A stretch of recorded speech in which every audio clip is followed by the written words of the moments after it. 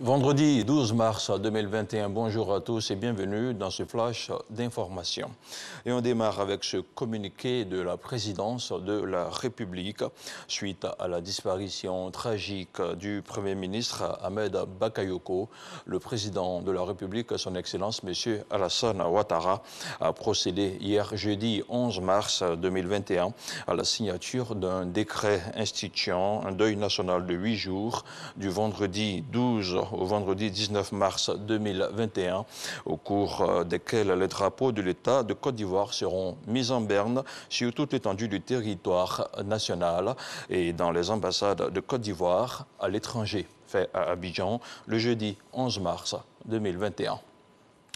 Également ministre de la Défense, Ahmed Bakayoko a contribué à l'amélioration des conditions de travail et de vie de ces hommes. Il avait réussi à imprimer sa marque à l'armée, à la gendarmerie nationale et à la police nationale également. Avant son décès, Ahmed Bakayoko a largement contribué au rayonnement de la grande muette ivoirienne. Abou Sanogo.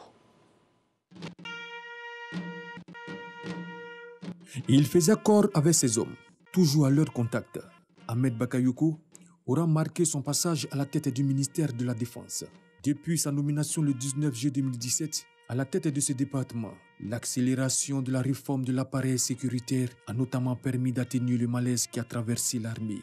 Après sa prise de fonction, Ahmed Bakayoko s'est engagé à mener 9 actions fortes qui contribueront à redonner une nouvelle image à l'armée ivoirienne et à la gendarmerie nationale. Il s'agit de la rénovation des casernes du pays, de la réglementation des tenues, de la formation, de la lutte contre l'injustice et du renforcement de la discipline, du rétablissement de l'ordre ainsi que la promotion de la cohésion, de l'équité et de la proximité entre soldats et haut commandement et entre soldats et population. Il avait une autre idée de la fonction militaire. Et très tôt d'ailleurs, il a compris que l'action militaire est portée par des hommes. Ainsi, sous son impulsion, la Côte d'Ivoire participe aux actions de maintien de paix à l'extérieur. Sous sa houlette, notre pays accueille l'école de guerre à Zambakro et l'Académie internationale de lutte contre le terrorisme à Jacquesville. Ahmed Bakayoko a aussi contribué au projet de rénovation de l'hôpital militaire d'Abidjan-Achma et des bâtiments de l'école militaire préparatoire technique de Benjeville. Ahmed Bakayoko a toujours eu une oreille attentive pour les besoins de l'armée ivoirienne et de la gendarmerie nationale. Très proche de ces hommes, il participait aux actions et activités des armées. À cela s'ajoute le vaste programme de départ volontaire à la retraite. L'armée ivoirienne a perdu un grand chef.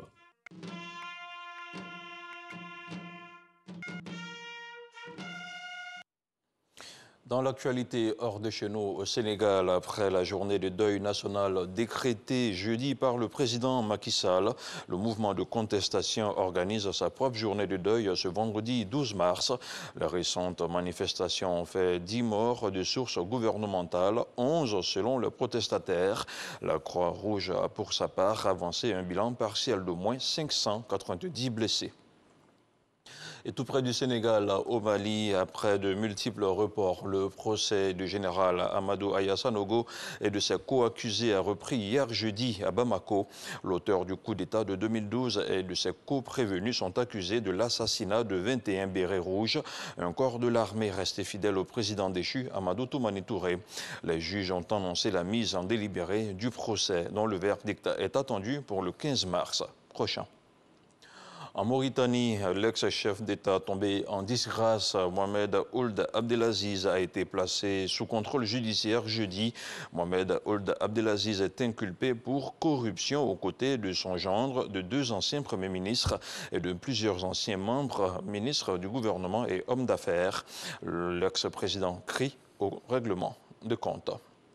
Et puis du sport de football, un malaise plane sur le football africain avant la 43e Assemblée générale de la Confédération africaine de football, la CAF, qui va se dérouler ce vendredi 12 mars à Rabat, au Maroc. Elle va déboucher sur l'élection de Patrice Motsepe à la présidence de la CAF. En effet, les 3 adversaires du Sud-Africain Motsepe, l'Ivoirien Jacques Anouma, le Sénégalais Augustin Senghor et le Mauritanien Ahmed Yahia ont décidé de se retirer de la course. Et on termine avec la Turquie et l'Égypte qui ont repris des contacts diplomatiques, une première depuis la rupture de leurs relations en 2013, après la destitution du président égyptien Mohamed Morsi. L'annonce a été faite ce vendredi par le chef de la diplomatie turque, Mevlut Cavusoglu, cité par l'agence de presse Anadolu. C'est tout pour ce flash d'information. On se retrouve à 13 h.